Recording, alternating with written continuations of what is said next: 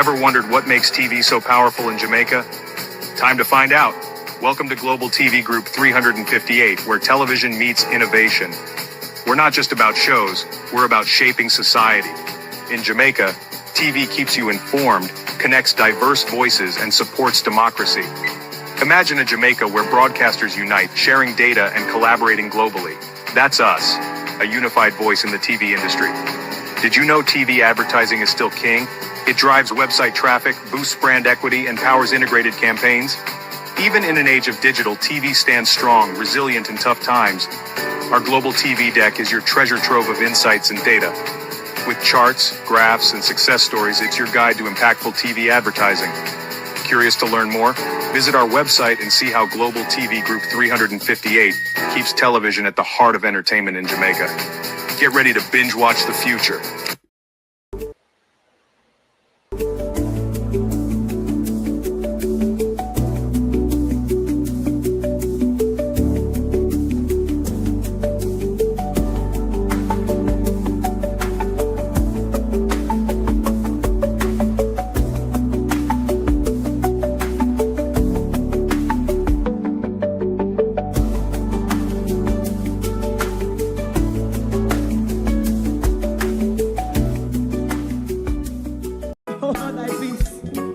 God of my salvation, because the mouth of the sinful and wicked is open. Rastafari.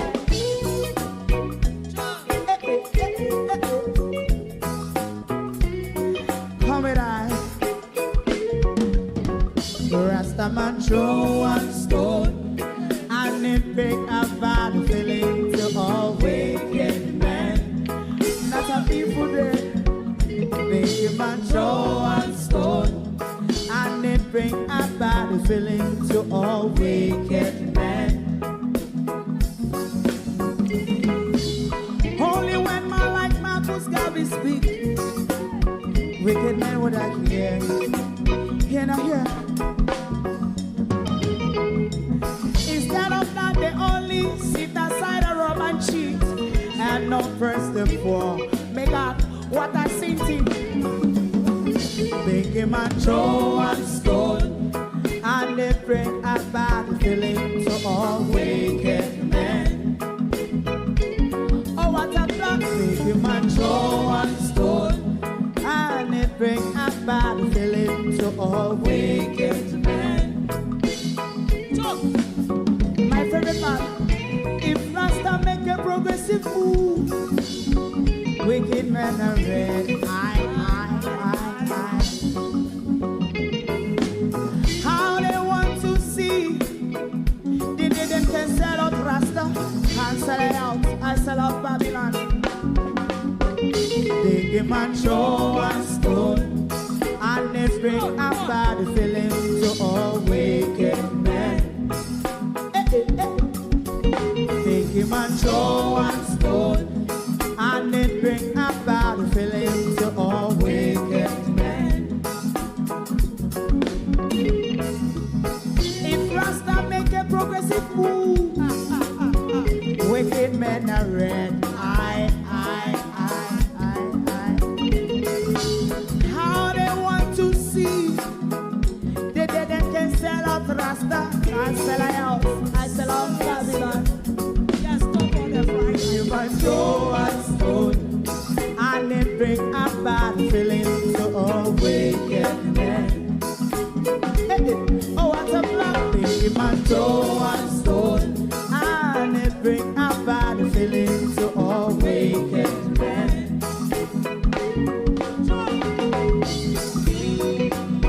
You have eyes to see, let him see. You have ears to hear, let them hear. What a prophet must say.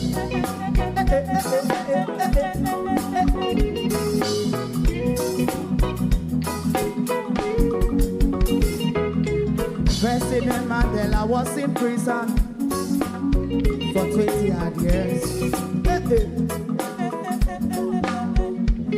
And he leave from the prison and take the seat of the president. Stone one. Big man throw one stone, and it bring a bad feeling to all.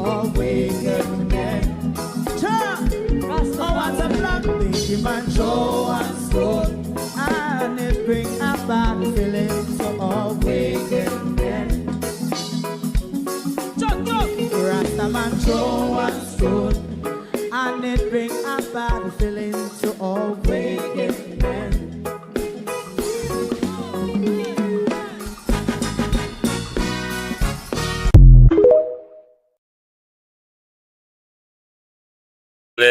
Good evening, good evening, good evening. Sorry to be late. Welcome. Thank you for joining us. President Trump has really blinked first. Let's see how long President Trump can carry on with his tariff tirade. 150% for Trump, 180% for Xi. But President Trump, in his global tirade, except for China, has really blinked first because President Trump has now paused for 90 days his tariff tirade on the rest of the world, bar China. So it's fair to say the mustering of the president, he has really blinked first. Because the truth is, the American economy is always going to come out at the dirty end of what President Trump is playing in his global economic warfare. Let's see how far he can provoke China, because China prepared to fight to the bitter end in the tariff warfare. So President Trump is just about shooting itself in its own foot. Let's see how it all tug around. Let's see how it all tug around. But tonight we're here to attack, we can use the word, the mayor, former mayor, one should say, of Kingston and St. Andrew. As well as I'm here to agree with something Delroy Chuck said, but to give you my take on it as to why I agree with Delroy Chuck. Weird, isn't it? But we are going to get on with it. To my community of party and all my family members, platform moderators, membership holders, viewers, subscribers, commenters, and trolls, good evening and welcome. Thank you all for joining us this evening. Lovely to have your support. Who is here in the chats? Anybody here from Anjor Chang yet?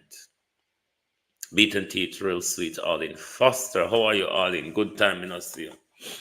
Good evening and welcome. Everybody, how are you doing? Who else is here? Andrea Joan Hamilton Wilson, good evening. Good evening. Sharon Bernard, Asilda Williams. Good evening and welcome. Jamrock 8766. Good evening, Laura Morris. Good evening. Good evening. Colleen, good evening. Evan Bradford. Good evening. Good evening, Sophia Hall. Good evening, Sunshine. Debbie Jarvis TV. Good evening, one and all. Tell President Trump game is over, Evan Riley, so he should just set things back to normal. Ladybug, Raymond, Norman Ferguson rather, sorry, hold on. JP, Horace Harrison. Good evening, Paula Shelley. Good evening. O'Neill Gale, Colin, Marcia Thomas, Christine Gilbert, Paula Shelley, Marcia Thomas, Opal's Kitchen, Melissa Jones, Canadian Gal. Good evening, Michelle Lewis Wilson, Colleen Dahmer, Renice Nicholson, RJ Don Fox, Nifty Friend, good evening, ML Smith, Arlene Scott, the humble one, Monica Wills. Good evening, everyone, and welcome. Thank you for joining us. Who is on the tick here? Oh no, that's not what we want. TikTok, don't do that. Sexy K Dwight, Beaton Teach, Patrice, Courtney, Lovan, Claudette, Bethoy, Turk, I hope that's it. Shane Grandison Foundation, Hyatt, Michael, Choi, Sin, Ricky. Good evening, everyone, and welcome. Thank you for joining us. Mayor Feather.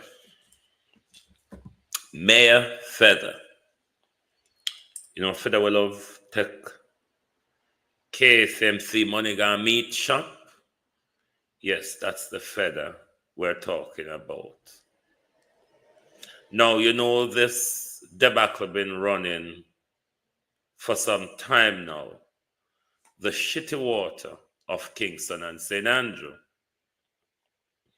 that Jesse Clark and the People's National Party came out and talked about, Suzette Williams. The Jamaica Labour Party maintain it's a lie. Andrew Holness's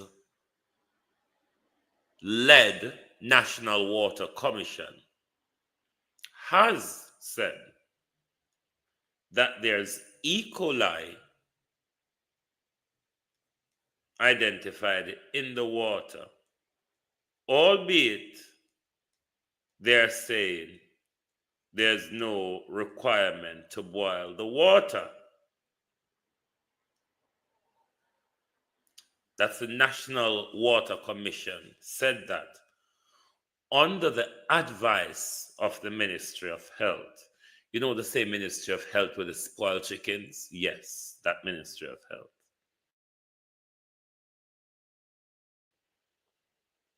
Some NWC system tested positive for E. coli.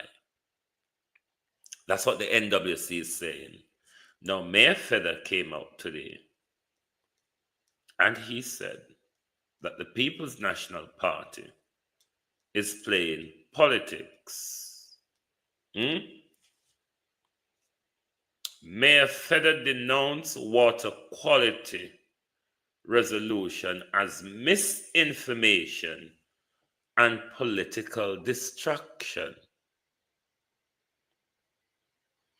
So, you know, there's a confusion here right away.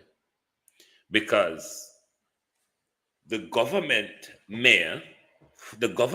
former mayor, the government's former senator, the government candidate for one of them Clarendon seat, the Mike Henry seat, is saying, even after the National Water Commission, which is not People's National Party led, mind you, the National Water Commission is under the responsibility of the Prime Minister, under the office of the Tenement Yard Ministry, Economic Growth and Job Creation. You know, that's a big yard. Because under the Economic Growth and Job Creation, Tenement Yard, you have a whole particular family house in there, like housing, water, road, all sorts fall under that big tenement yard called Economic Growth and Job Creation. Water is one of them. The mayor is saying the People's National Party is misinforming and deploying political distraction. Now, sometime when Nationwide and Observer put out certain bull crap in the hemisphere, I don't know if they really think before them write certain article, because you mean to check and cross-check things.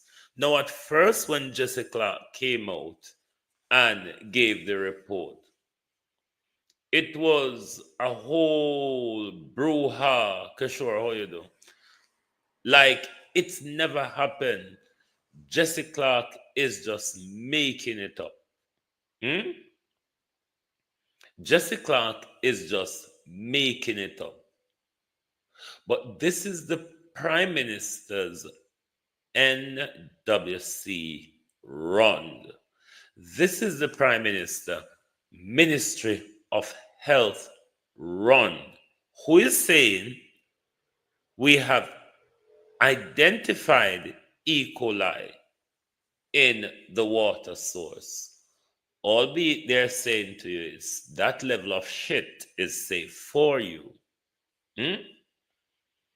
Because if them say you can't use it and don't boil it, then they're basically saying that level of shit is safe enough for you. How then do we get back Mayor Feather to the People's National Party, warning the people of Kingston and St. Andrew about their water safety? How is it political opportunism played by the People's National Party? That bit I don't get. Because the government is admitting what Mr. Clark says.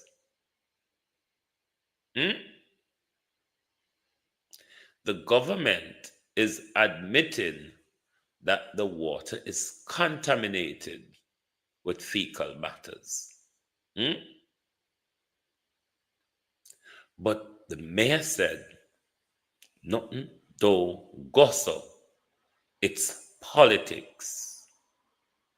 How safe is that, mayor, for you to tell the public who below Cherry Gardens tend to run with the things them wanna say? And if uno say the water clean, if uno say it's all right for them drink it, cook with it, brush teeth with it, bathe with it, and don't boil it, I really don't get the advice, Mayor, because the advice is to look after Farmer Mayor, me know. The advice is to look after the health of the people. You will just jump from local government, jump from the upper chamber to come seek a seat in the lower chamber because the Senate now go do it for you if you don't have the mayoralty. Because it's a cash cow, ism will come after. And you have to be a councillor or an MP for in the cash dashing.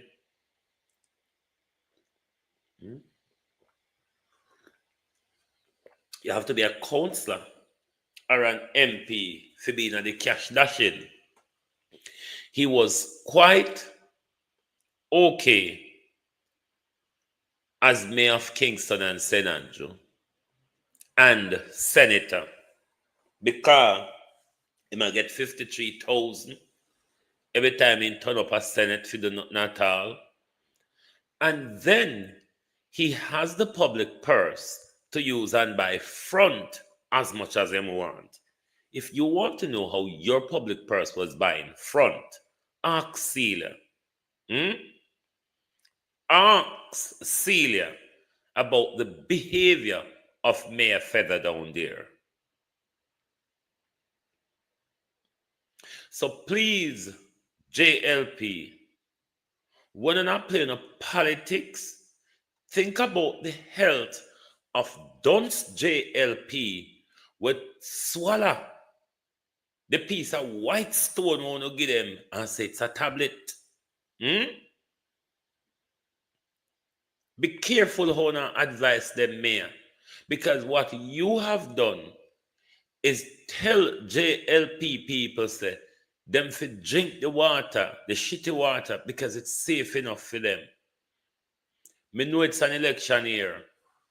I don't want to put everything in a bag to make the bag bigger and show us something in there.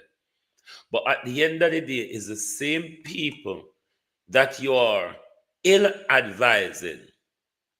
Advise us to the country. These are the same people you are coming to ask to give you power, power that you don't deserve, because you did horrible as mayor of Kingston and St. Andrew. You buy more front than more roads that you have fixed, mayor. Hmm? And you want to come run one whole a constituency. A whole heap of money that in a mayor. Jesus. No front to go by. Hmm? Because he can't win it. No. A Mike Henry seat. Then Andrew Holness can buy a truce. Because you know, so that's one of the topsy-turvy seat. But Andrew Holness can really buy a truce with Mike Henry. You don't know what coming in the container for pay who and for pay who. And say, you know what? Chill and make me do my show. But I'm asking members of the public, do not follow the advice of what the idiot name? Donovan, not Donovan, I don't say your name. Delroy Williams. Do not follow the advice of Delroy Williams, former mayor of Kingston and St. Andrew. Do not follow the advice given by him. The water is not safe. It is not politics that is being played. You are being properly advised that the water is contaminated with shit. The mayor is of the view that it's okay for you to consume. Please do not follow the advice of the mayor. The science, the water is contaminated. All right? And if you're new to the program on TikTok, please hit the follow button, please. Hit the follow button. And of course, keep tapping the screen. Keep tapping the screen. Delroy Chuck. Delroy Chuck says something which I'm not going to read for you. I'm just going to tell you the headline, but I'm going to explain to you why I agree. Justice Minister Delroy Chuck is urging Jamaicans to prioritize drafting wills, stressing the significant burden placed on the Office of the Administrator General due to the absence of clear instructions for estate distribution.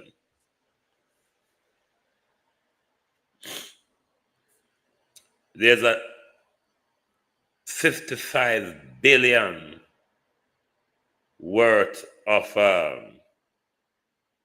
undisbursed asset held in government coffers and banks and all sought by the Administrator General. Now, if you die and you have a will, what happened is, after death, the executor for your will must apply to the court for probate, and the court probates the will and it becomes effective and then go into disbursement. On the other hand, if you have not got a will, then your possession, your estate becomes an administrative estate, which is a very tedious and expensive journey, especially if you have a lot of children. What is required then what is required for them to do,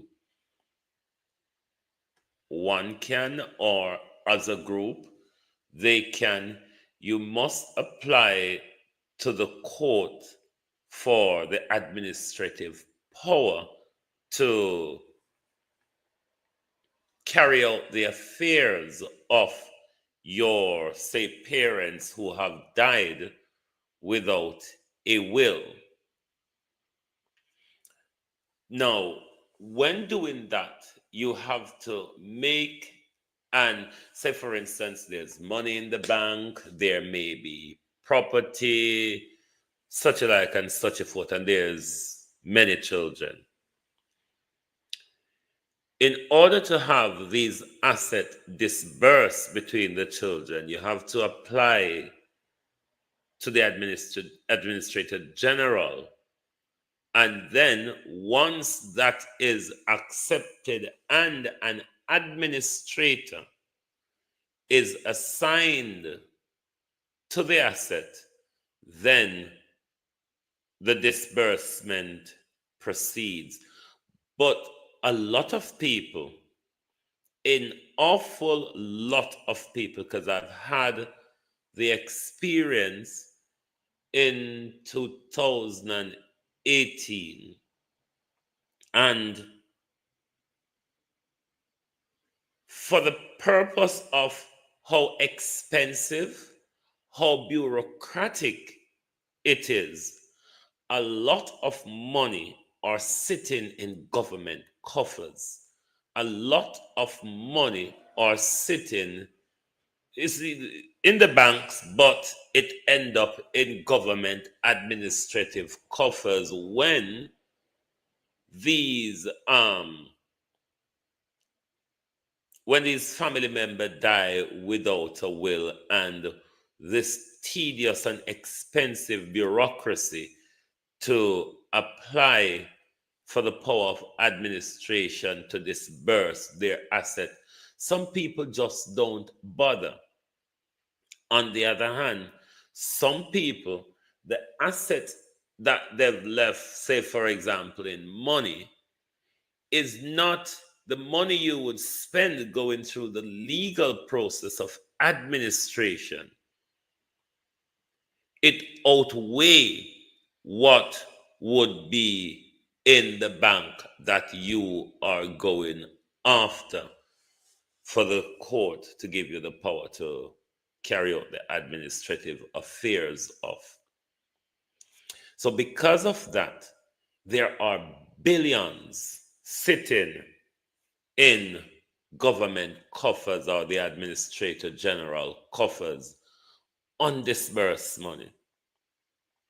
What you think government put them money there down and have them sit down out there and say, oh God, one day somebody will come and finally get the authority, thank you very much, Kathy, to do the disbursement of all these money that is sitting in government coffers.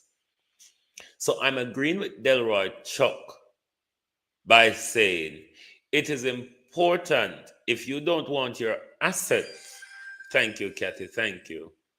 Support the live goal, my peeps. Support the live goal and tap the screen. Power tap, power tap, power tap, power tap, as they would say over there.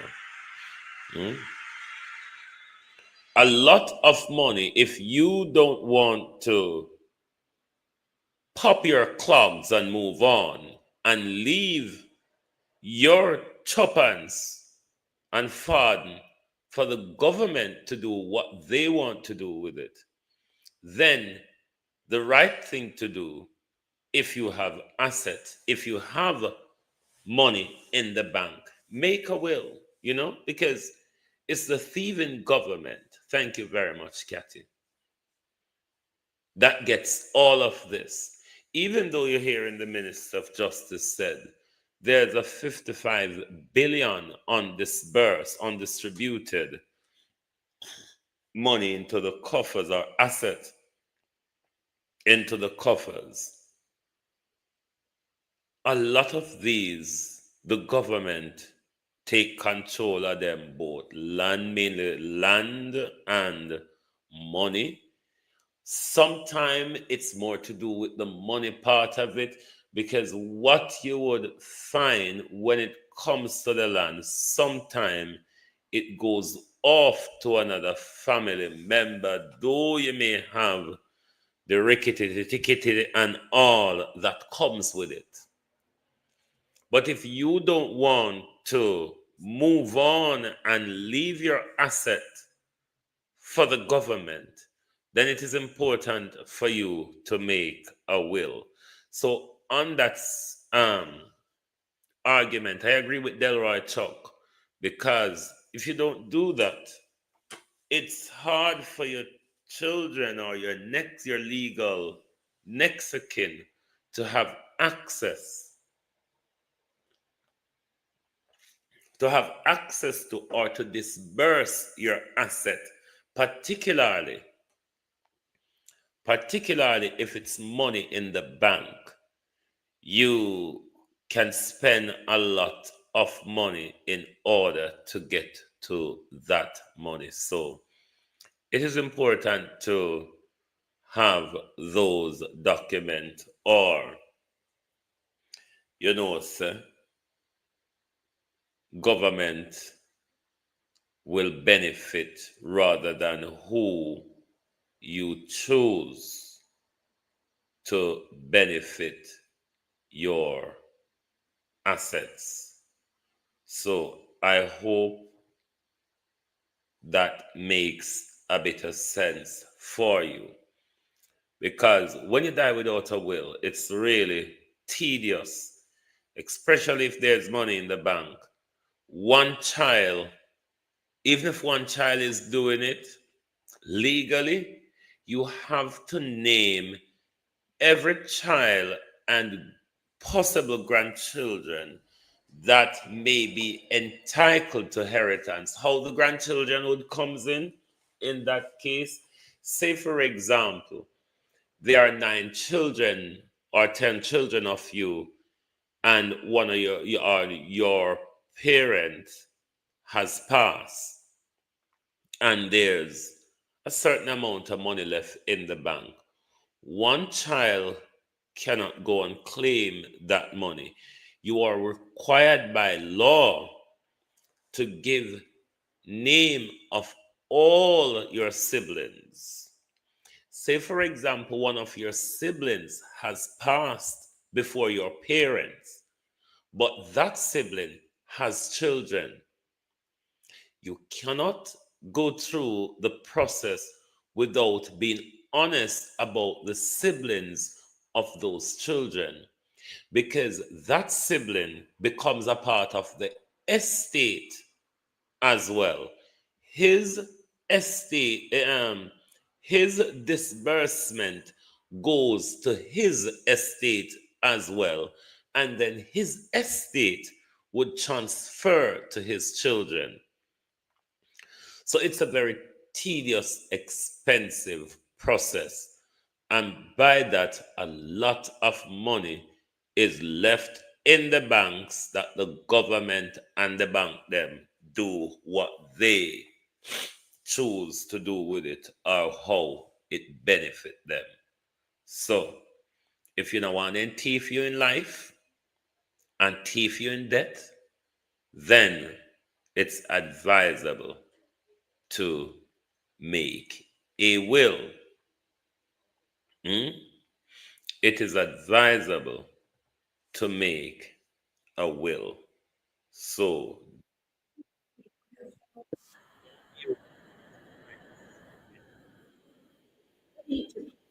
don't, don't be wrong twice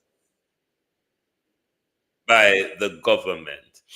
And in line with President Trump, flitterer and flutterer, and his climb up, climb down, climb up, climb down, climb up, climb down, because this is not the first.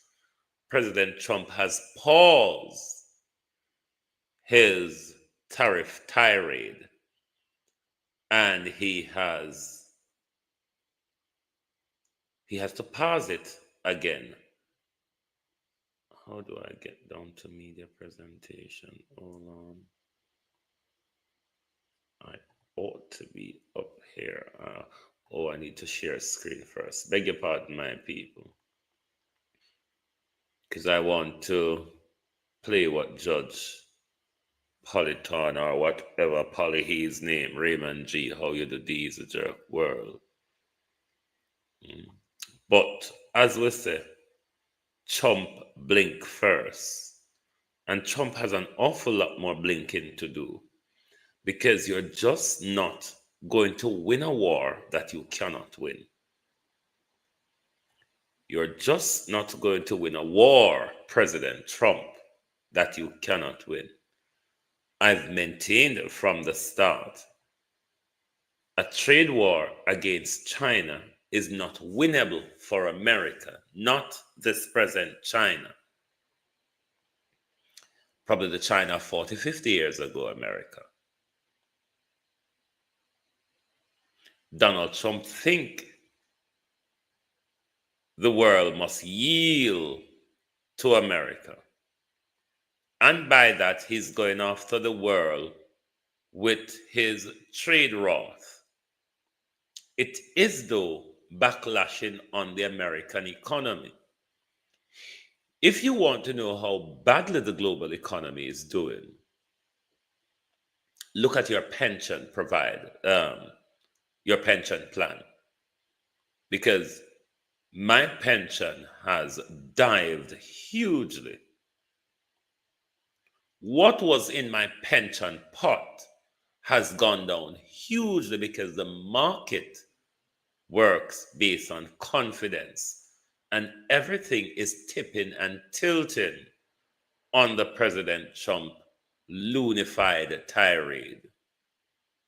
So if you want to know how bad the financial market is doing, look at your pension or look at any other investment you may have. How much money have been knocked off your pension or your investment in the last few weeks or months, or particularly the last few weeks, since the great war of America First has started. The America First agenda of Donald Trump, though, may soon turn out to be America alone, Mr. Trump.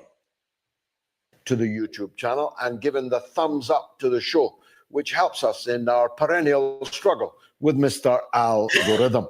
If you want to call the show, it's toll-free in the United States and Canada, which are still, I think, separate countries. It's +1 844 944 3344, and it's free of charge in the United Kingdom and Ireland. 0808 196 5522. The worldwide number is 0044 966 2625. Now, His Eminence, Judge Andrew Napolitano, is the host of Judging Freedom, a must-watch podcast, and he's a former New Jersey Superior Court judge. And I saw someone lamenting the other day and concurred. A great pity that it was Roger Stone, actually. A great pity that Trump had not appointed Judge Napolitano to the Supreme Court. But in that event, he wouldn't have been here on the mother of all talk shows. So it's an ill wind that bears nobody any good. Your Honor, Judge Napolitano, wonderful to see you again. I wonder if we could start with the turmoil on the economic, financial front. Is there method in this madness, or is it just madness? I wish I could understand the method to the madness, George. And let me actually start by thanking you for inviting me to the show. We've been friends and collaborators for a long time. You were on my show recently. Yeah. The numbers went through the roof, the numbers of viewers, and I'm happy and thrilled to be on your show with you. I've been a fan for many years, as you know, before we actually met. I don't know if there's a method to his madness. In my view, and in the view of most legal scholars who've looked at this, what he did was absolutely unlawful and totally unconstitutional. The Constitution authorizes the Congress to raise taxes, not the president. A tariff is a sales tax. Okay, they gave him authority to impose this tariff in the case of an emergency, and then they defined emergency as a sudden and unexpected event which adversely affects national security or economic prosperity. The so-called emergency was the American, stated by Trump in his executive order, George, was the American imbalance of trade. That's been the case since 1934, so it's hardly a sudden and unexpected event. So there's no legal basis for what he's doing. Can the Congress impose tariffs? Well, yes, it could, but that would be after a great public debate in which the Congress made prudential judgments about how to manage the government's economic woes. When the president makes a wild, wild decision like this on his own, and it causes the loss of 6 to 7 trillion in shareholder value, although, as you know, some of that is now coming back since he, in the past half hour, suspended the tariffs that he imposed last week on all countries except China. It makes one wonder if he understands economics 101. I say this as a friend of his, and if he knows what he's doing. This message is for parents who don't have life insurance. For as little as £2.50 a week, you can insure the long. Yes, and this show was happy that he, rather than Kamala Harris, became the president. So we don't depart from a standpoint of wishing him failure. To the contrary, but he's doing his best, Your Honor, to disappoint, if not to shatter, the hopes that so many people had on this front and on the war front. Yes, on the war front, about which you spoke right before the break, with respect to Israel, in my view, he is worse than Joe Biden. He has totally and completely unleashed Benjamin Netanyahu to resume the genocidal slaughter of the Palestinian people. Moreover, I'm of the view that the statement Trump issued, which was interpreted by the BBC and by The Economist magazine as a disappointment to Prime Minister Netanyahu, was a head fake intended to lull the American people and the Iranians into a false sense of security. Netanyahu's domestic problems are over the top and out of control and will consume him, and he knows it, unless he brings Israel to war. And he knows that he cannot bring Israel to war without the United States. Now, that raises a whole host of other problems that involve a couple of fellows named Putin and Xi, and it depends on how smart Donald Trump is as to whether or not he goes along with what Netanyahu desperately needs. But he cannot call himself a man of peace. He is still funding the war in Ukraine. It will stop. Even when they have thrown their baton away in their deindustrialization because we are too rich to do the dirty work, says America. Let's shift it over to the East. The East, though, has now passed up America. America is playing a desperate catch-up, something which America cannot achieve at this economic stage of life because America relies on cheap wages and exploitation. America, though, cannot do that at home. America needs somewhere to exploit people. Isn't it America? Why you have fallen is because of the same human exploitation. America, that you're ranting around the world going on about Cuba, Cuba, Cuba, Cuba. Why don't you bloody say China? In 2 weeks, when he turns off the spigot that Joe Biden opened 3.5 years ago. And even worse, he's paying for 100% of the slaughter in Gaza. What kind of a man of peace is that? Indeed, the whole shtick that he was hoping for a Nobel Peace Prize and so on, it all seems so long ago now, and he's only been in 3 months. It is quite an extraordinary turn of events and not entirely explicable to me, because I got the feeling before that Trump didn't like Netanyahu very much. Trump's an alpha male, obviously, and he tends not to like the being in the presence of other alpha males. He tends to like people like little Macron that he can pat on the head and push around. And Netanyahu is, of course, not that kind of guy. So I got the feeling that Trump would not actually go the extra mile for Netanyahu. But in his ravings about Gaza, and they are ravings, I mean, the ravings in every sense. When he says Israel gave up the Gaza ocean front property, the Mediterranean being a sea, not an ocean, and Israel never had it to give it up.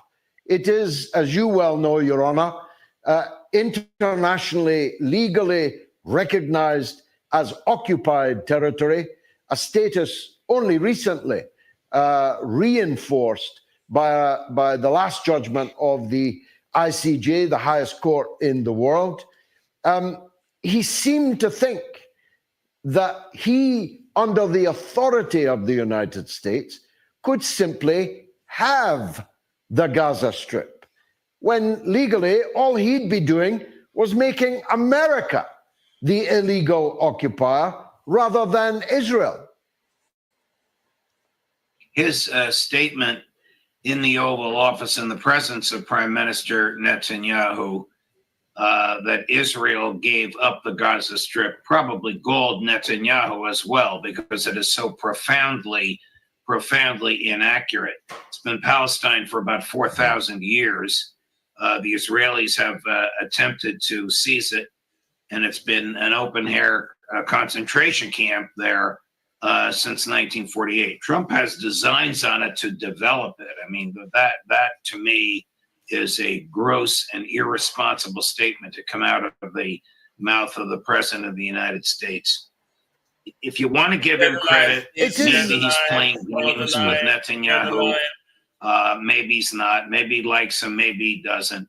But he's financing the slaughter of innocent people, and there's no justification for that, and there's no credit to be given for that. There's nothing but condemnation. George, I was surprised at the poll numbers that you read. Those polls are not publicized here in the West. Here in the United States, you can sense a feeling that enough is enough. But you have to get that feeling on shows like yours and mine.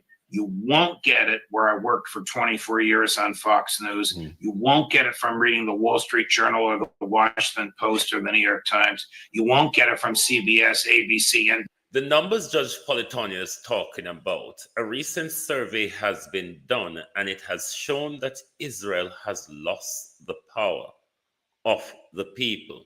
For the very first time, over 50% of the American public does not agree with the relationship between Israel and America.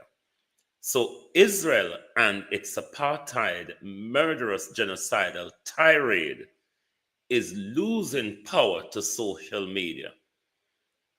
Since 1948 to 2023, I believe, October, when the recent war started, Israel have enjoyed not just the support and financial backing, military backing of the American public and taxpayers and their money. The social media tirade in this recent war has broken that chain. For the very first time, the people of America, in their majority, has disapproved of the deadly relationship between the Israeli and the Americans. NBC or the BBC. You'll only get it from the alternative media. But I guess it's starting to resonate. Those numbers that you quoted a few moments ago, polls of Americans were extraordinary. 57% opposing this policy. The policy is ruinous for the United States. It has isolated not only Israel, but the United States as international pariahs. If you're still using these adapter heads to charge your devices, what are you doing? You need to be getting yourself one of these. This is a sick.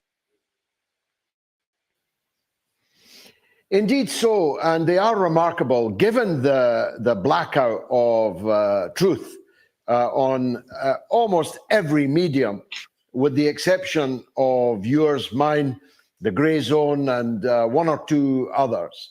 You really have to search for the truth about the Israel-Palestine conflict in the US and in Britain for that matter, though more in the US. And yet now a clear majority of US adults say they disapprove of the current US relationship to Israel. That is something Trump should pay attention to, unless he's not able to, Your Honor. I postulated, you're his friend, I'm not. I postulated there's something dark about this. It can't just be about previous donations, because eaten bread is soon forgotten, as I'm sure Italian Americans also know, as well as Irish people. These donations are all in the past. They've all been spent. I'm wondering if he's compromised, if there's the Israeli equivalent of, you know, a P-gate tape on Trump that keeps him in the fold, as it were. Well, the Mossad has a reputation for being extreme. And the Mossad is the Israeli equivalent to the CIA or the British MI5. Yes, those Mossad that Andrew Holness has a memorandum of understanding with, those people who are spying on you, Jamaica. They spy on everybody.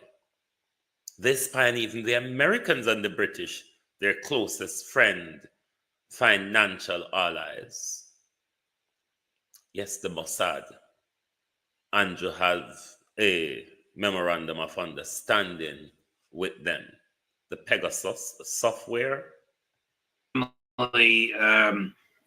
Effective at controlling people. Winston Gibbs. I would like to think that it is the money angle, not just with him, but with everybody around him, including about 95% of the United States Congress, which receives substantial donations from AIPAC. You know what AIPAC is, of course, as do your viewers and listeners.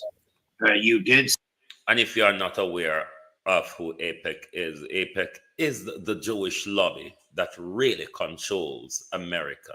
From the president down to every, senators and representatives, they're controlled by that powerful financial Jewish lobby.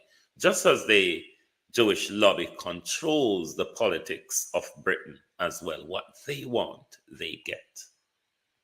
I suggest in the segment before you brought me on that his involvement with the late monster Jeffrey Epstein might be held above his head in a way so as to control his behavior. I don't know. I hope that's not the case. That would be a severe and extreme form of blackmail, but you can't put anything past Mossad. Mossad is so devoted to the concept of the apartheid Jewish state that it'll do anything it can to keep the money flowing. Let's turn, Your Honor, to the Chinese front, because that's what will be grabbing the headlines later tonight and tomorrow morning. Trump's latest, and as I say, it's only the latest because it's developing, as you say, by the half hour, is 154% tariffs on China. China's responded with 180% in retaliation. These numbers become a joke, don't they? effectively we're in they a do, and they've state actually gone up. They've gone up since we began this broadcast. Well, there you go. I mean, where is all this heading, Judge? I wish I knew where it is heading. You talk about alpha males. You have two in Donald Trump and President Xi Jinping, neither of whom is prepared to back down. I am hoping that the three of them will be in Moscow on May 9th to celebrate that day in Russian history, and that the three of them will sit down with their aides and translators and work out some kind of a new reset, a new economic relationship. Maybe that's just wishful thinking, but you have to add to this the rantings and ravings of my former Fox colleague, who's now the Secretary of Defense, who last week in Japan faced China and threatened them and said, don't you dare think about doing anything with Taiwan because we'll be here to defend it. I mean, the military people will tell you, and I'm sure they have, that it is inconceivable that the United States could defend against the Chinese Navy and military if they want Taiwan, and no good purpose is served by threatening China. So you have the threat to China from Secretary Hegseth, and now you have these absurd and ridiculous tariffs. If you want to buy a toaster at Walmart or Amazon in the United States, last week it cost you $25. Now it costs you $100. Now, if you're interested in saving money on the toaster, you're not going to spend $100. And if you're looking for an American-made toaster, you're not going to find one at all. So who is Trump hurting? Trump's hurting what we call Joe Sixpack wearing a red MAGA cap, basically his blue-collar base. That's who he's hurting when he imposes these absurdly high triple-digit tariffs. And in the same interview, I also wanted to hear from one of America's top economists, Professor Richard The future of your Wolff. business is here. With Wix, you get advanced AI capabilities.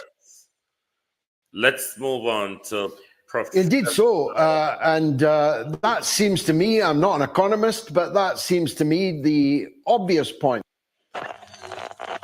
Let's move on to Professor Wolff's segment of this interview with God, because he's more in depth. You are listening to the mother of all talk shows with George Galloway.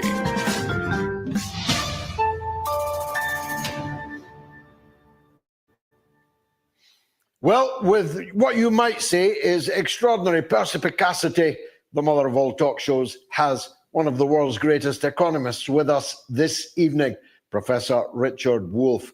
Much obliged to you, Professor. You must be in great demand this evening, so I'm grateful to you for your presence. We couldn't have picked a better night for it. Let me begin by asking, as I did Judge Napolitano earlier, is this just madness, or is there method in the madness? And if there is, you're the man to explain it, I know. Yeah, excuse me, I think there is method in the madness. I think that this is a Republican Party administration. The only difference between it and what we have seen in the past is that his strategy is to go much, much further. Whereas before you tolerated white supremacists, now you embrace them. Where before you were against the people who wanted to abolish abortion, now you are their leader. Where before you wanted to get more out of your allies, now you punish them to get more out of your allies, and so on and so on. If people want to know what is driving Mr. Trump, probably the single most important thing is a matter of the tax history in this country. In the first administration of Mr. Trump, back in 2017, the only major economic act that he achieved as president was an enormous tax cut favoring corporations and the rich, which he accomplished in December of 2017. It was noteworthy mostly because it came at the end of a 30-year period in the United States during which we had had a redistribution of income and wealth from the bottom and the working class to the people, the 10%, the 5% at the top. Never did those people need a tax cut less, and they got it anyway, because Mr. Trump was taking care of business in the way that the Republican Party always had. But that law that passed that tax cut had a clause in it that it expires this year, 2025, which means that Mr. Trump has a problem. He must do something, because if he doesn't either renew that law, prevent it from expiring, if he doesn't do that, then his supporters, corporations and the rich, will face an enormous tax increase as we go back to what taxes were before 2017. He has to perpetuate that tax cut, which means he has to use his control of both houses of our Congress to get that through. And since he has promised even more tax cuts for corporations and the rich, and a few for the rest of us, he has an enormous problem. We were already scheduled to run a $2 trillion deficit this year, and he now faces a conundrum. How is he going to stop borrowing too much money that the rest of the world is unwilling to lend us? How is he going to do that without taxing corporations and the rich, who will dump him politically if he dares? That's his dilemma. And whether you're looking at tariffs or you're looking at the wholesale firing of public employees, that's what the story is about. He's trying to solve all of these contradictions and having a difficult time. But he's desperate. And if I can underscore anything for your audience in the United Kingdom or beyond, these are not the strategies of some master manipulator. These are the strategies of desperation. We're coming to a very key part of the decline of the American empire, already underway. I've set you up on Tinder. What? Critics are calling this the best Bridget ever. Yes. Buy or rent at home.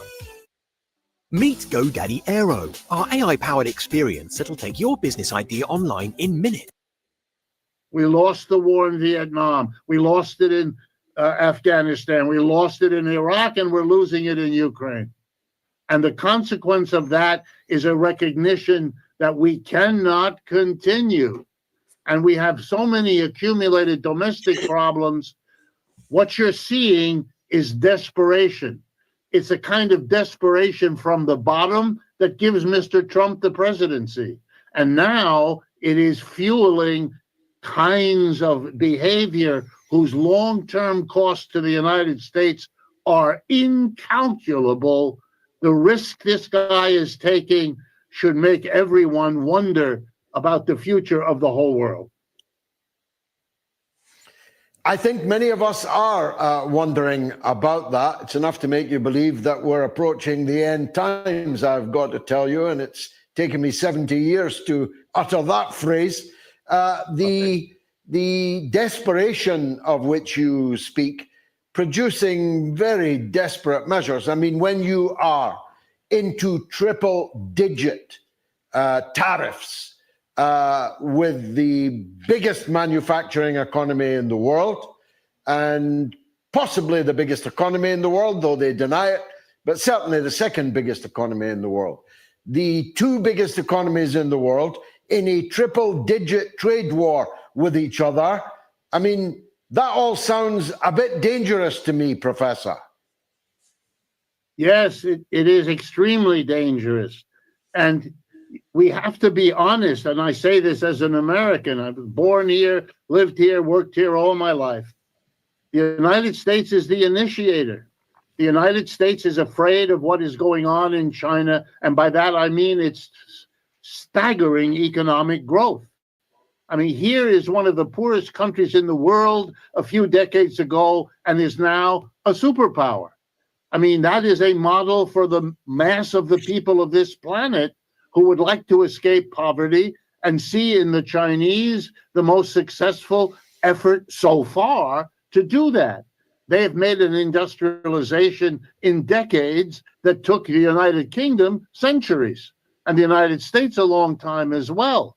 But the response of the United States, which could have been and should have been, what have you done that we can learn from? What were the things you changed that enabled you to achieve what so many other countries in Asia, Africa, Latin? What Professor Wolf is saying, the United States is really stuck in its past and is very petulant about it, because the United States don't want to learn, to learn to advance. The United States want to stay at that stagnant base level, and then everybody below it. Poor America. America wanted to achieve. Instead of that, the strategy has been to try to squash it. The attack on the Huawei Corporation a few years ago, the stationing of the 7th Fleet in the South China Sea, the endless rediscovery of this dead horse called Taiwan. These are provocations now with these tariff wars. It's designed to distract them, to slow them down, to interfere. And the most impressive thing about China is that it's been going on for 15 years and it's clearly not working. And so the response of people which could have been and should have been, let's sit down and work out with the Chinese a way to live on this planet together without coming to the blows that will destroy this planet. Instead of that, they just double down. Mr. Trump's favorite strategy. If it doesn't work, do more of it. If it still doesn't work, Looking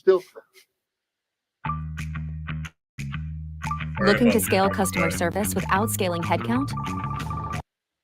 More of it. By the way, the 125% tariff is not the most outrageous so far. It actually comes second to another one that I want to tell everyone about.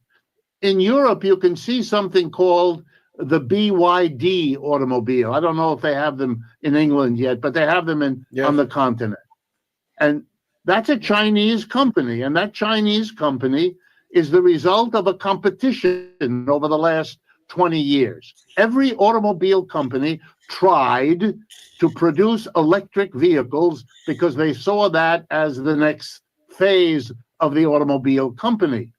Mr. Musk is famous because he was one of the early achievers, and to his credit, and he's made a fortune out of it.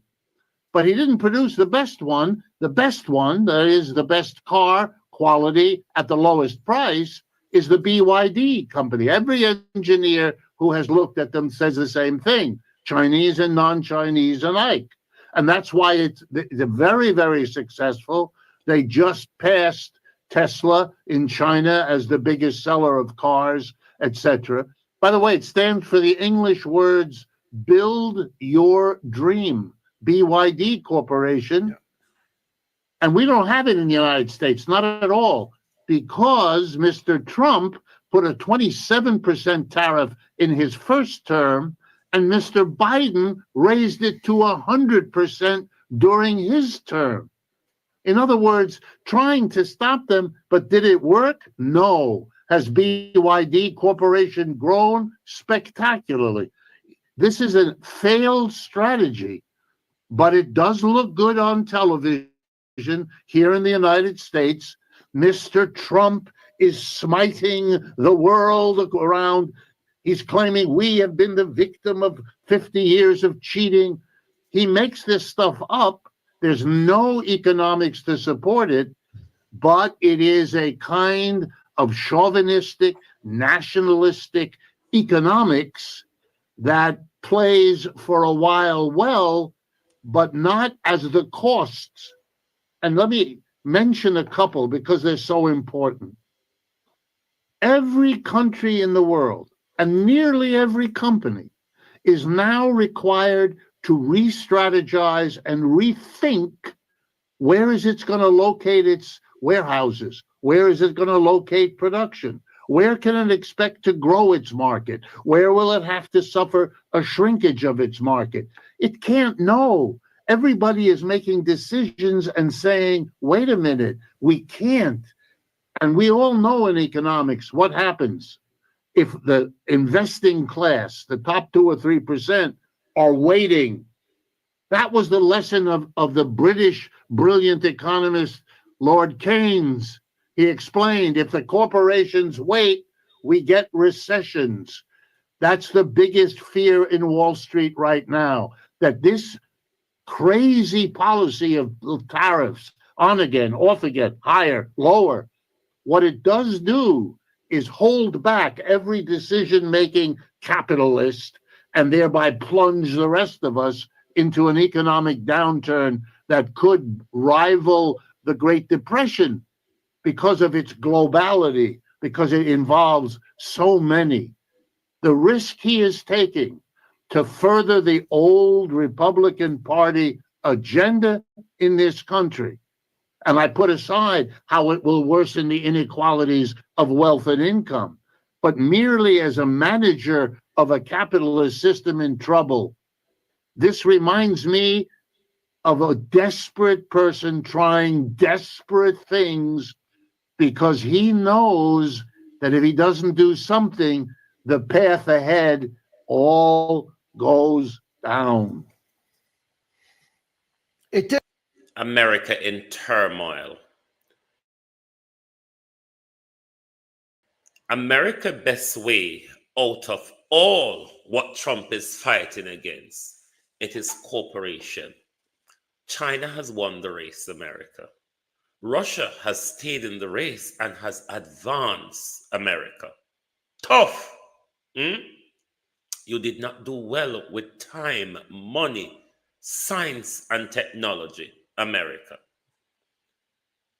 The money you waste shedding blood globally, controlling countries and government, America, could have advanced you.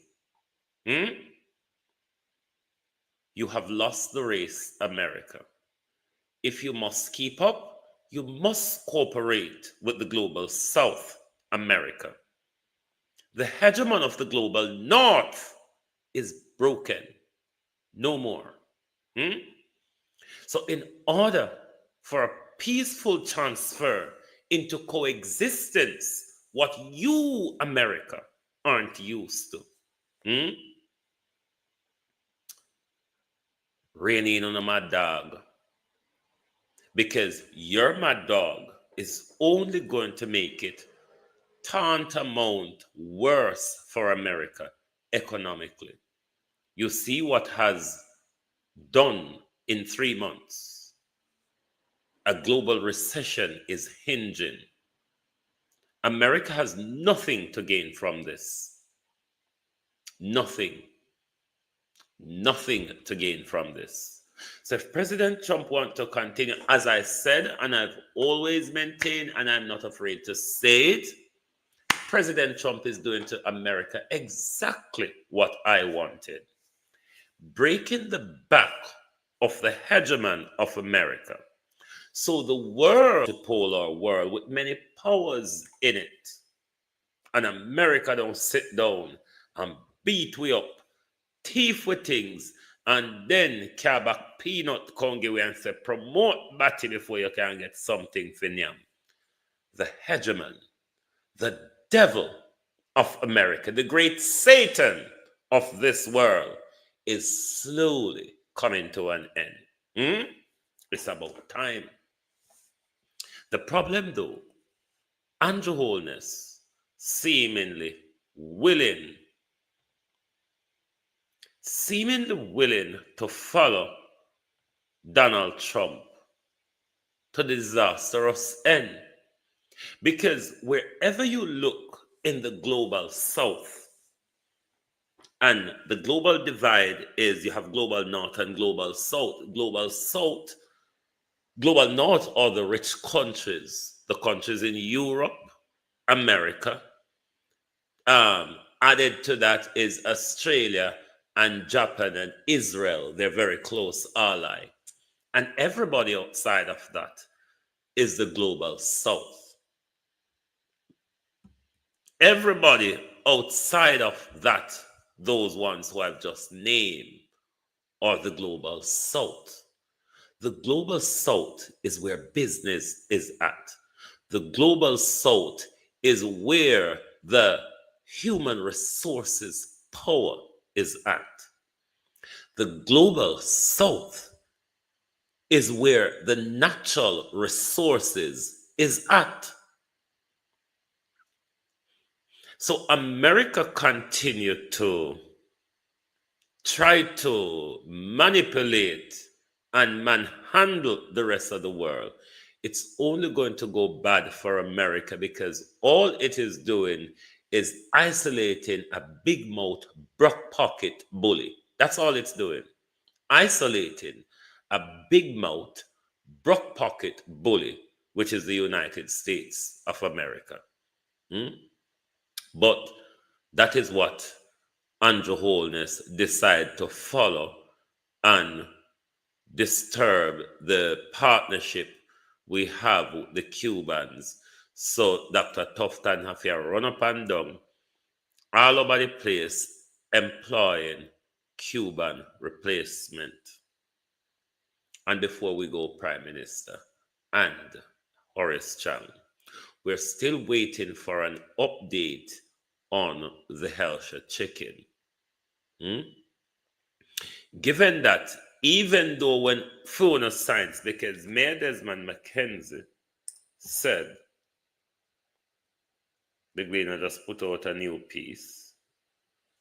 JLP said PNP using water situation to distract from the financial debacles, irregularities rather, at KSAMC.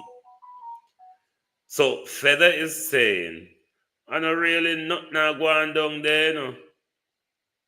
Is because into say, then don't want to talk about the money down at KSMC. Them a fool, no. Say the water no good down there, shit in a hit. And Prime Minister, we believe you. All right?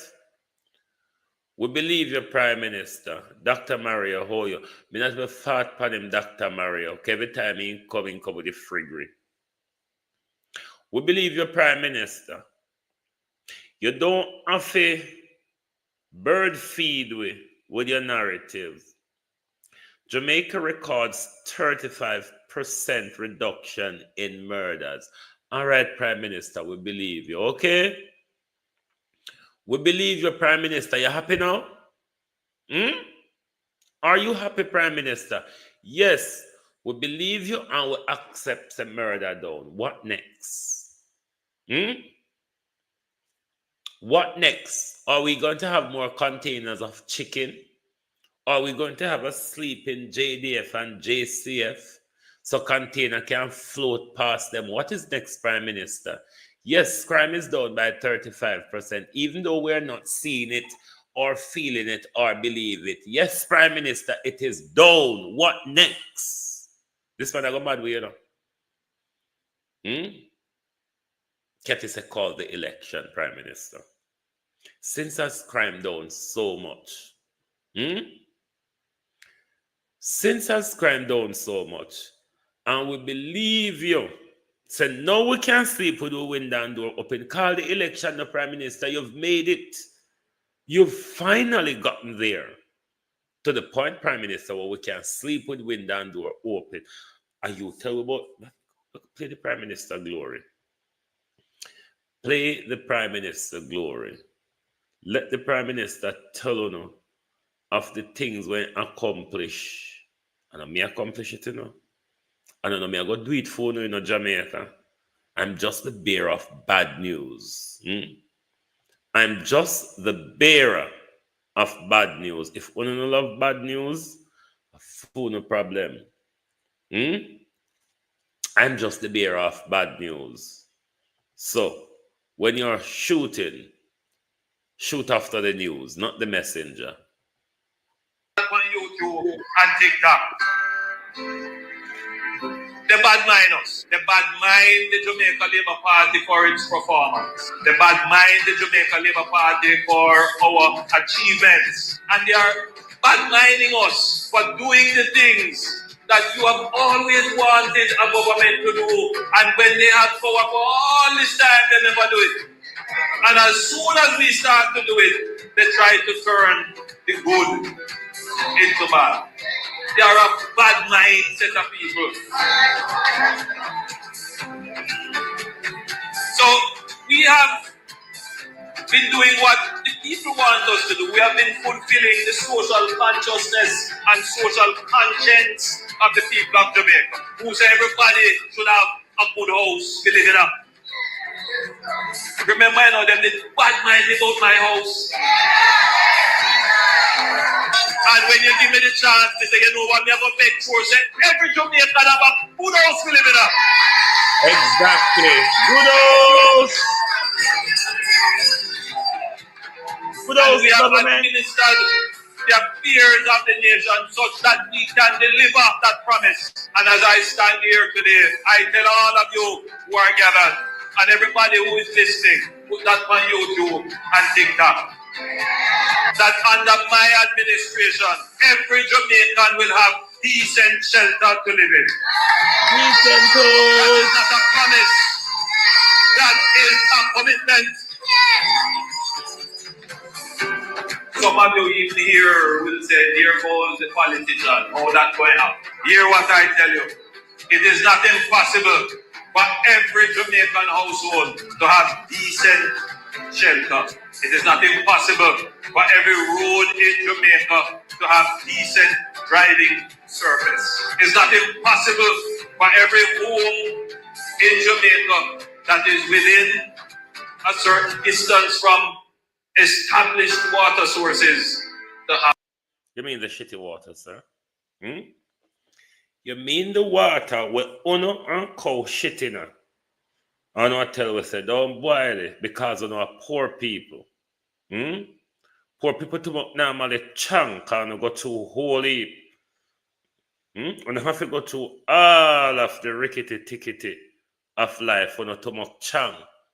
That level of shit, said the government. For not too much. Remember no junk ha chunk too much, Remember say, are poor people and Jankro have chunk too much. So that's why the Prime Minister is telling us that it's okay for us to drink the shitty water. Or it's okay to drink the poisonous water in the black tank. Because we don't know which other water you talk about in the Prime Minister. Because you remember Everard Warmington tell us they might go piss in our pipeline, Giwi. Everard Warmington tell us they might go piss in our pipeline, Giwi. We don't even know if the shit that's been found in it have any Everard Warmington piss in it, Prime Minister. So you're carry on crime, but you're carry up infestation, isn't it, Prime Minister? Isn't that a fair argument?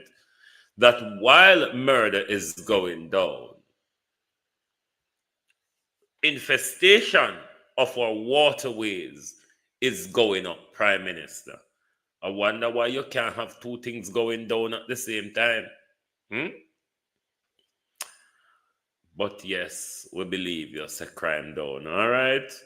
You don't have to come back out again and remind me that you are doing a beautiful job on crime, Prime Minister. We hear, we heard that it is down. whether we want to believe it or not that it is down, in order to caress your ego, Prime Minister. KD Knight has died? Hold on. Let me see.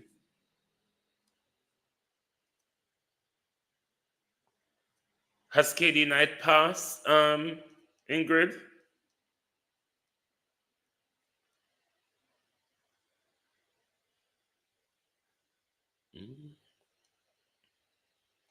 Our Dana Dixon, she said today or Wednesday. Ingrid said she just saw it. Hold on there.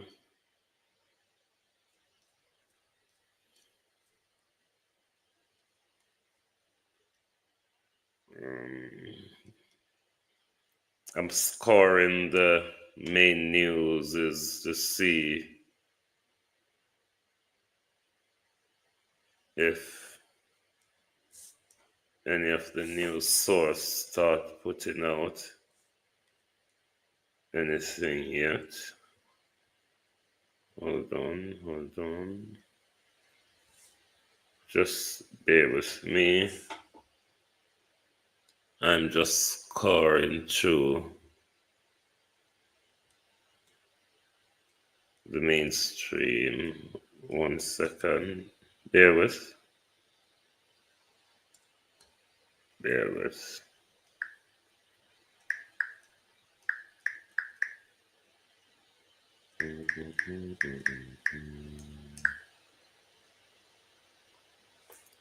Hold on. Bear with me, I'm just checking the news. Sorry. That's not what I want. That's not what. Bear with me, just let me put on a music while I check. Oh, thy peace, God of my salvation. Because the mouth of the sinful and wicked is open. Rastafari.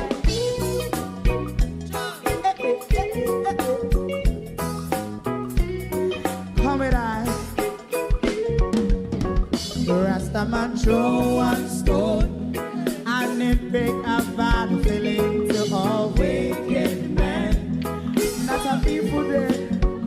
Make a man throw one stone and it bring a bad feeling to all wicked men. Only when man like Marcus Garvey speak.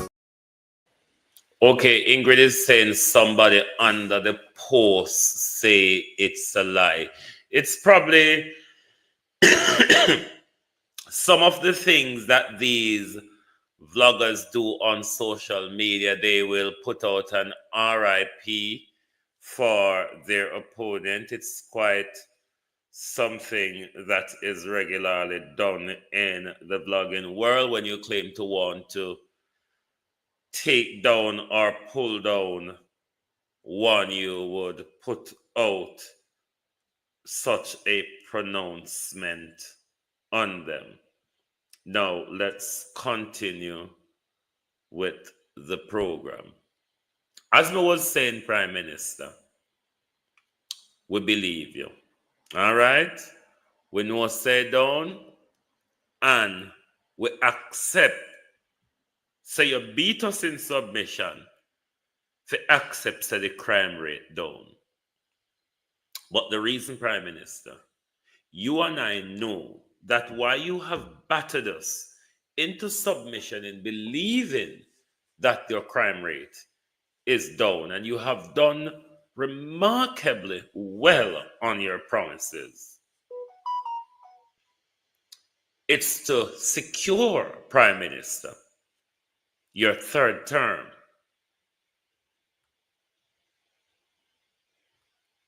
We have believed you, so you can call the general election now.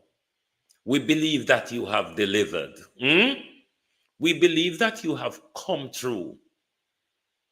We believe that you have taken crime down. We believe that you have taken murder down, Prime Minister, to an all-time 2 decades low, Prime Minister. Call the election. You have it in the bag. We are behind you. Oh, no. Me have to tell him the lie, you know, people. Because him get up and tell it to himself and to we every day. It's only what he understands. So I have to talk to him in the language what the Prime Minister understands. We believe you, Prime Minister. You have done remarkably well. Crime has never been this low in this country. We've never had Prime Minister such a caring government in our country. We believe you. Call the election. I was listening to Partner Jaw this evening, and Miranda, which is the MP going up against Floyd Green for the People's National Party, were saying some things. What I can verify what Miranda was saying is that the economy of Southwest St. Elizabeth is shattered. The backbone of our economy was fishing and farming, whether legal or illegal farming, because ganja was a top tier in our farming in Southwest St. Elizabeth. Hope a big house, hope a people got high school and university out of ganja money. Ask Southwest St. Elizabeth about how ganja can lift people out of poverty.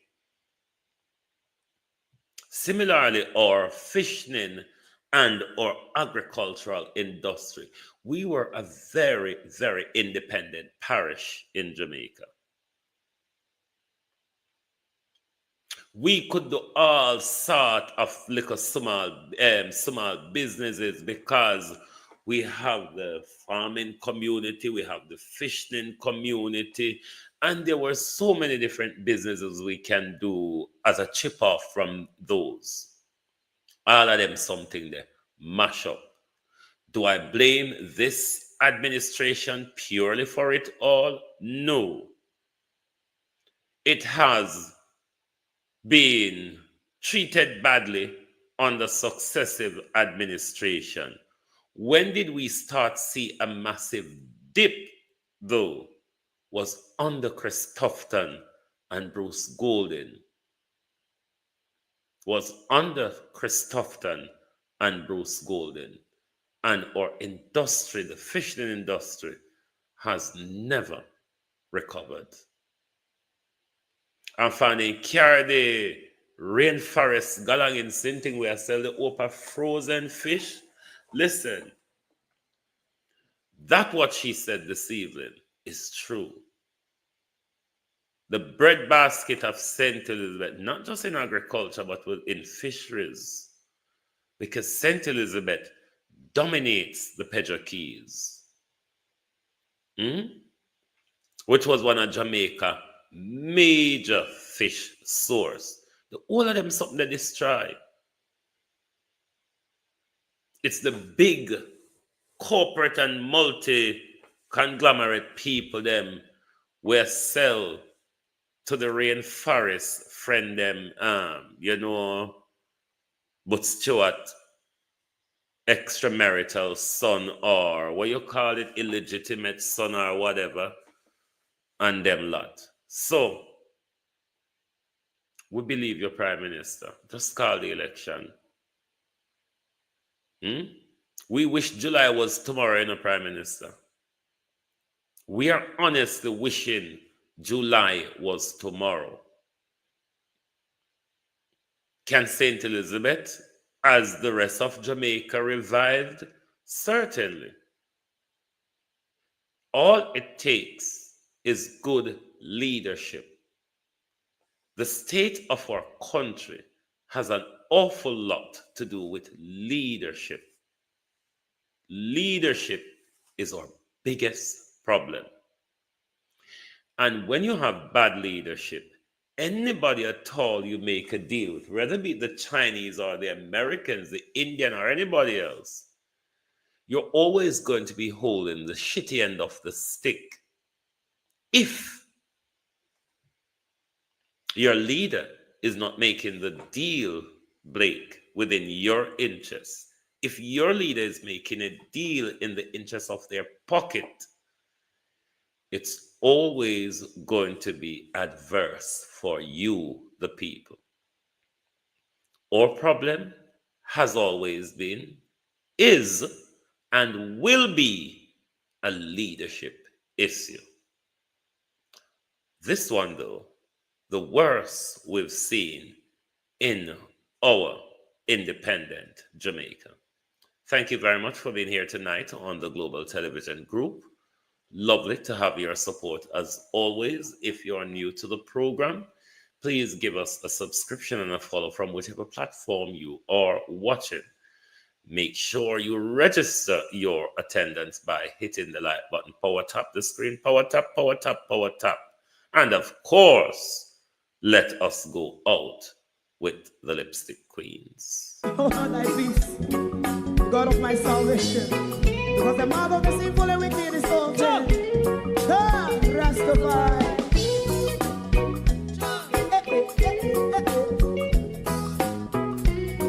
Come with I. Oh, Dr. Chang, before me go, I have to ask you again.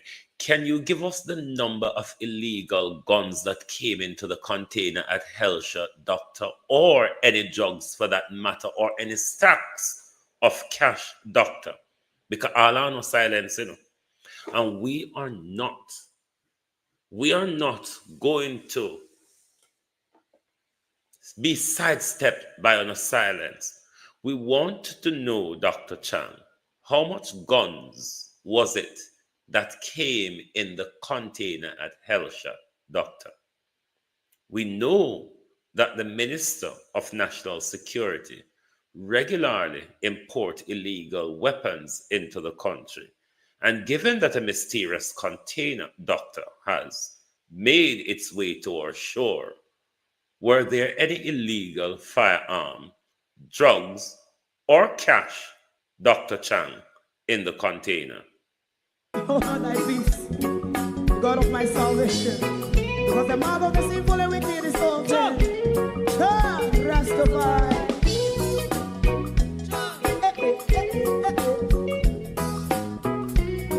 Come with I. Rastaman throw one stone, and it bring a bad feeling to all wicked men. That's a people there. Make a man throw one stone, and it bring a bad feeling to all wicked men. Only when man like Marcus Garvey speak, wicked men would I hear. Hear now hear. Instead of that, they only sit aside and rob and cheat, and not first and four. Make up what I seen to. Make him a throw one stone, and they bring a bad feeling to all wicked men. Oh, what a plan! Make him a throw one stone, and they bring a bad feeling to all wicked men. So, my favorite part, if Rasta make a progressive move, wicked men are red. How they want to see the day them can sell out Rasta and sell it out. I sell out Babylon. They give man show one stone, and they bring a bad feeling to all wicked men. They give man show one stone, and they bring a bad feeling to all wicked men. If Rasta make a progressive move, wicked men are red. How they want to see the dead can sell out Rasta and sell out. I sell out Babylon. Just stop on the right. You must show us stone, and they bring a bad feeling to all wicked men. Oh, what a black thing, you must show us stone, and they bring a bad feeling to all wicked men.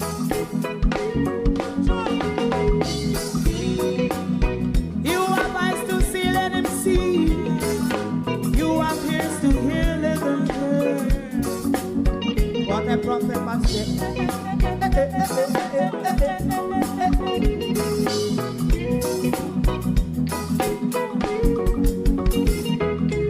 President Mandela was in prison for 20 odd years. And he leave from the prison and take the seat of the president. Stone one, big man Joe and Stone, and it bring a bad feeling to all wicked men. Oh, what's a black big man Joe and Stone, and it bring a bad feeling to all wicked men. Rastaman Joe and Stone. Thank you, everyone. Thank you for an evening well spent. Join us right back here tomorrow morning for your At a Glance program. Thank you and goodbye from Global TV. If you don't like missing out on the latest shows but still enjoy classic hits, then Global TV Group 358 is your perfect match. Global TV Group 358 isn't just another channel, it's your ultimate TV experience. From breaking news to binge-worthy dramas and timeless classics, we've got it all. Our unique blend of original content and global favorites means there's something for everyone. And guess what? With GTVG's seamless streaming, you can watch anywhere, anytime. Plus, our interactive features let you be part of the action. So, whether you're a seasoned binge watcher or a casual viewer, Global TV Group 358 is here to keep you entertained day and night. Don't just watch TV, experience it with Global TV Group 358. Subscribe now and never miss a moment.